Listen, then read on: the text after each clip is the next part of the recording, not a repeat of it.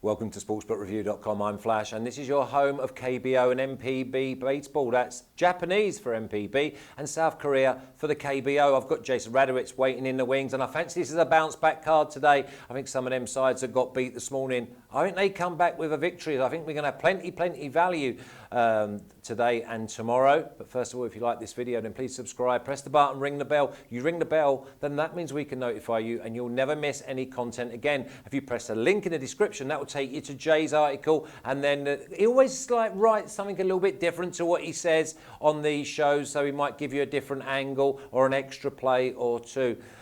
Jay, we hit the post in one of our games. You went double dipping last week. I went treble dipping and came up one shy, 2 out of 3. But apart from that, it was a favourites day.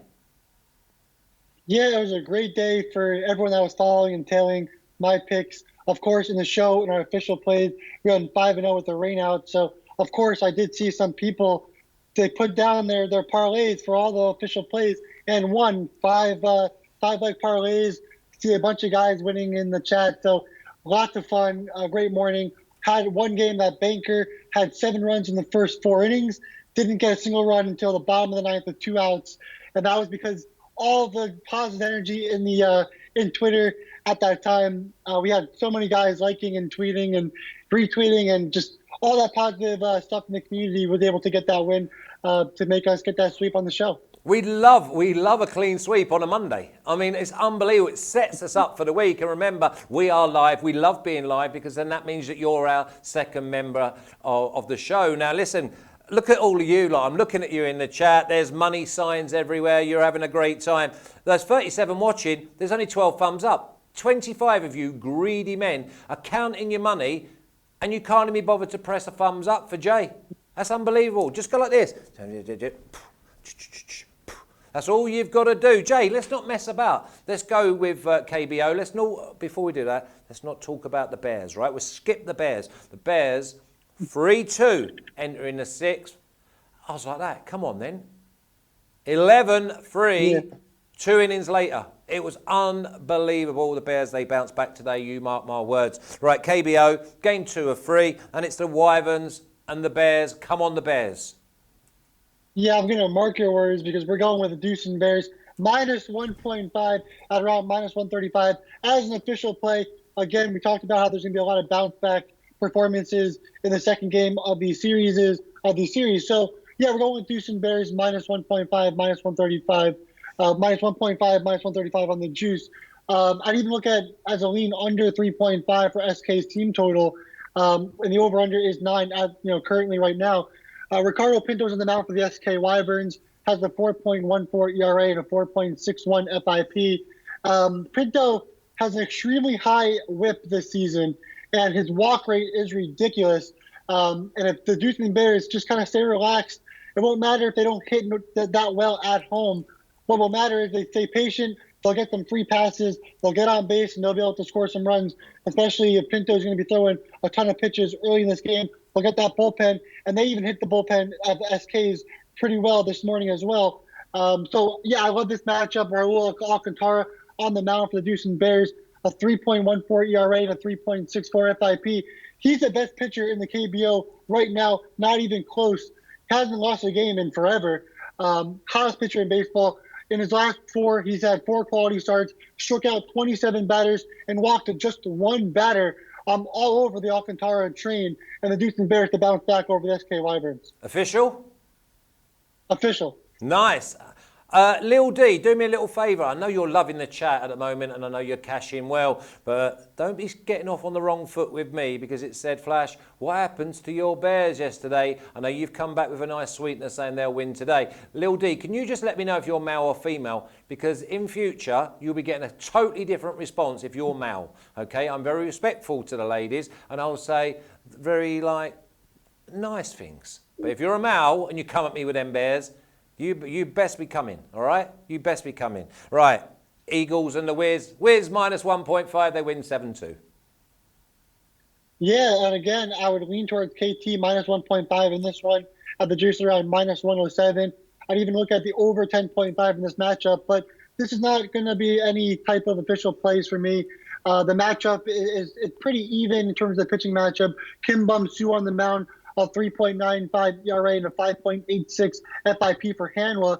And then Kim Min-soo on the mound for the KT WIZ, 5.73 ERA and a 4.91 FIP. But he has a 1.83 whip, which is really high. Bum-soo right now, he's averaging 6 walks per 9 innings. Again, Bum-soo is more of a relief pitcher. Played in 20 games, only started in 4. Kim Min-soo, again, 15 games, only 6 started. So we have 2 relief pitchers that are now made into starters for the this half of the season. Min-soo is not a high strikeout guy. He's been hit really hard this season as well. I just don't know if Hanwha can hit him that hard. So I would go with KT minus 1.5 at minus 107. But again, I'm not going to touch this game. There's so many other great games on the slate. I don't need to worry about these 2 bums on the mound. Have you got a team total for me on the KT? I think it would be around 5.5, maybe even 6.5. If it's at 6.5, stay away from it 100%. But 5.5, yeah, there's probably some value there going up against Kim Bum-soo, who's averaging 6 walks per 9 innings, which is a big yikes for that. So yeah, I would definitely look at that as a play as well. But there's so many other games on the slate that I'd prefer. That's why I'm just stay away from it. Okay, a little bit of education for you and I. Melton Barnes is saying KT at home against a lefty. They go over team total. Yeah. Prince in the City's joined us. Prince, what have you been doing? You like a bear in the winter where you just go hibernating? Good to see you, my lad. And we're on the Eagles again. And that's a different sport. And that may be for a different time as well. Let's move on. And we've got the Twins and the Giants. Well, the Twins, duck egg. Yeah, the Twins are really starting to falter, moving down in the standings. I think they're now 5th in the standings in the KBO, and I think they were about 3 weeks ago. So it's a big, steep decline for the LG Twins. But in this matchup, it looks like the LG Twins have the edge on the pitching side, and we've already seen them in Game 2 last week. They bounced back over the Doosan Bears, got the win in the second game. In the second game versus the Dinos, they were up for most of the game, but then they blew that game. But it was a tie in 12 innings, went 6-6 in the second game of that series over the weekend. So really, what we've seen is the Twins kind of coming back in the second game and performing. And they have Tyler Wilson on the mound for the LG Twins, 4.48 ERA, a 4.23 FIP. His FIP is better than his ERA. And Wilson, he's lost his last 3 starts. Obviously, he's going to have to. He's not performing that bad where he would lose 3 straight because he just had a quality start in his last start. So I think he'll have another quality start in this one and finally get the win over the Lotte Giants.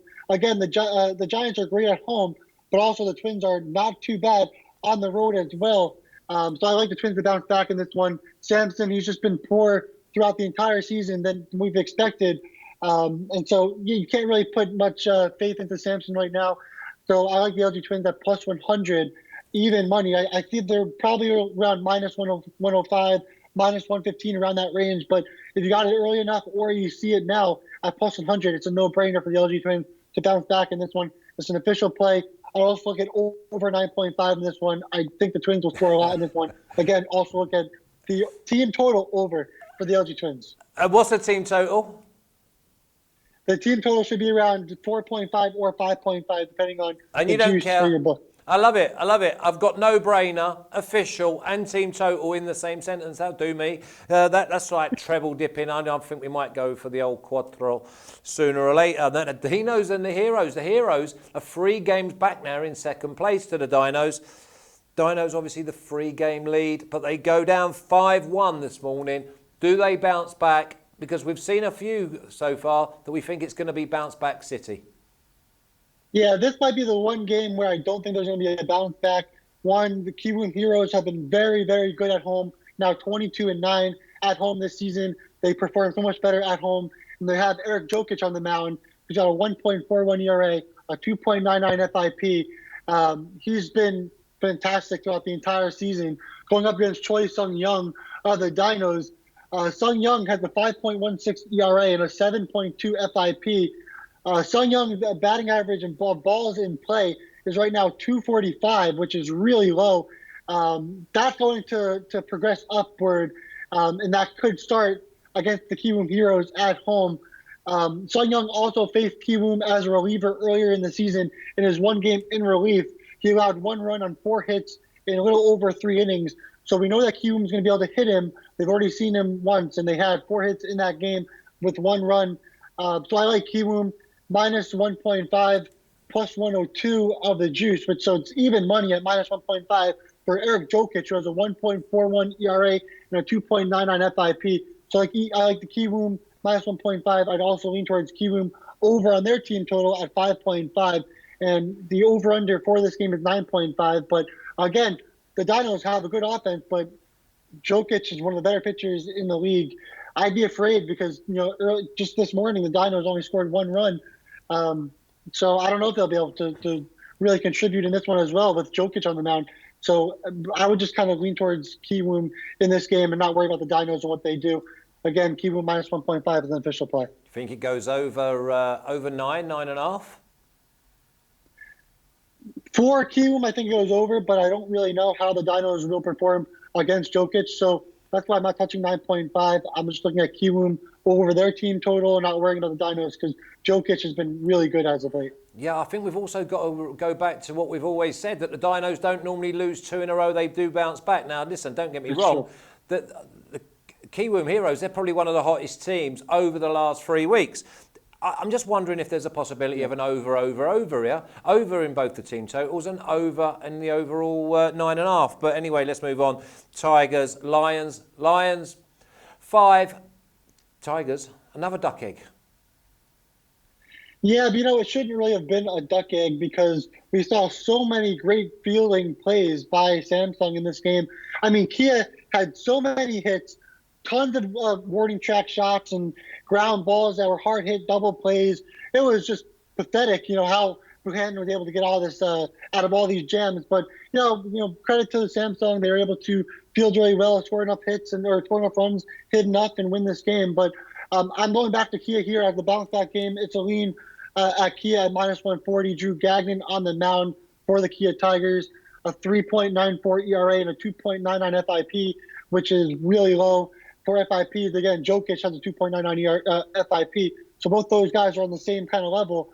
And I was just talking up Jokic as one of the best pitchers in the league. So, yeah, Gagnon's been performing really well. Maybe faltered just a little bit as of late. But, again, he's a guy that you like to rely on in the KBO throughout the entire season. And he's pretty reliable as well. And then seeing how Kia hit the ball, although they didn't score any runs, they hit the ball really well. They're going up against Bayak Jung Hayan in this one. Has a 5.44 ERA and a 5.59 FIP. Gagnon has a real edge here, and at just minus 140, it's kind of interesting because we have like the Dinos and we have the Doosan Bears. They're all minus 200 and above. Where then Kia with Gagnon on the mound, they're just minus 140. So I like Kia at minus 140 as a lean. I'd also look at under 9 in this matchup and also under the Samsung team total of 4.5, which is plus 115. But yeah, that's just my lean. Yeah, I wouldn't be leaning anywhere near going under the Lions or anywhere near the Lions with anything. Official plays in the KBO, please, Jay. Yeah, so we'll go with Doosan Bears at minus 1.5, minus 135 juice. Over the SK Wyverns, we'll go with the Kiwoom Heroes at minus 1.5 at plus 102 juice over the NC Dinos. We'll also look at the LG Twins at plus 100 over the Lotte Giants. Okay, let's kick straight on with Pacific Division, game 2 of 6. The Buffaloes and Hawks. Hawks schooled the Buffaloes this morning. Yeah, it was kind of surprising. I thought that Alberts would put on a little bit of a better performance, but he didn't. Went back to his 2019 performances instead of his 2018 performances. But anyway, we're going to look at the Hawks are minus 170 in this one. It's a lean here. I'd also look at over 8 in this matchup. Yu Suzuki of the Orix Buffaloes has just 12 innings pitched, 9 runs, also 10 walks on 14 strikeouts. So Suzuki hasn't been that great. He's allowed more runs than hits this season, which is a little interesting. This guy, he averages 11 strikeouts per 9 innings, but 9.2 walks per 9 innings. He's more of a relief pitcher. But again, 11 strikeouts and 9.2 walks. He's erratic, and it's impossible to figure him out how he'll perform. He looked good in his first outing. In the second outing, he didn't look nearly as good. So going up against Yoshi Wada of the SoftBank Hawks, a veteran pitcher has been there, done that. And I expect him to perform well against Orix Buffaloes, who are one of the best hitting team this season. So Wada career ERA of 3.15. He's allowed 9 runs in 3 games this season. Hasn't been great, but he's been better than Suzuki. I like Wada here. Hawks minus 170 as a lean. I'll also get over 8 in this matchup. Okay, over 8 in the Buffaloes and Hawks. That's normally quite a safe one, to be fair. I thought that'd be a bit more than a lean. Now, the Eagles and Lions was rained out this morning. Are we expecting them to be rained out again? I don't know if it's going to be rained out. I'm hoping not, but I have an official play again for the Rakuten Eagles at minus 140. I love the Eagles at home. Again, they're 9-3 at home in their first 12 games of the season. Hideki Wakui on the mound for Rakuten. He's 3-0 to start the season, so he's 3-0 in 3 games. Also has a 5.29 ERA, so the Eagles are hitting a ton when he's on the mound. So, again, also look at the Rakuten Eagles over their team total if it is 4.5. If it's 5.5, a little bit risky. They scored 12 runs in his first start and 5 runs in his second and third start. So if it's 4.5, the Eagles would have went over that in their first 3 games with Wakui on the mound. So Wakui, like I said, he's been pretty good, 3-0, but 5.29 ERA, which is a little scary. But again, going up against Tatsuya Imai, also has a 5 ERA, and he has a career ERA of 4.54. Which is a full point worse than Wakui's. 12 walks and just 10 strikeouts. Really concerning. A 1.67 whip on the season so far through 3 games. That's why I like Rakuten at minus 140. Again, also look at the team total if it is 4.5. Okay, we've got Scylla in there saying she cashed out big this morning, tailed 5 picks from Jason, and they boomed. The man is amazing. Hang on, Scylla. It's a team game here. When we win, we win. When it loses, they're Jay's picks, all right? Congratulations, Scylla, anyway. Fair. All right, let's do it. Hey, don't you be getting involved. You're on a clean sweep, my lad. You just sit there and take the praise. Now, the Fighters and the Marines. Marines win 5-2 this morning. Can we see a bounce back from the Fighters? Yeah, I would think so. This one is pretty even for the odds makers, pretty even on paper.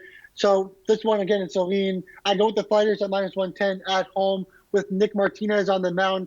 Martinez has a career ERA of 3.53 in the NPB. He has low strikeouts and low walks. A guy that throws, consistent strikes throughout his career and this season for sure. And then Kazuya Ojima on the mound for the Lotte Marines. He's 4-7 in his NPB career with a 4.80 ERA and a 1.39 WHIP, which is so-so. Again, that's pretty much what he is now with a 1.4 WHIP on this season. 12 strikeouts, 5 walks, but he's allowed 4 home runs in 3 games, 11 earned runs, and 16 hits in 15 innings. I think the Fighters have a little bit of an edge there, but again, it's a lean on that one. I'd also lean towards over 8 in this matchup. Okay, official plays in the Pacific of the NPB, please, Jay. We're going to go with the Rakuten Eagles at minus 140.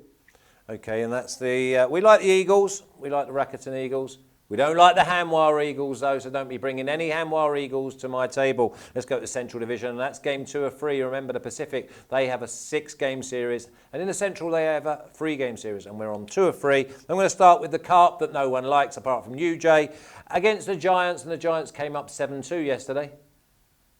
Yeah, we had the Giants over the Carp, so for once, the Carp actually gave us some money.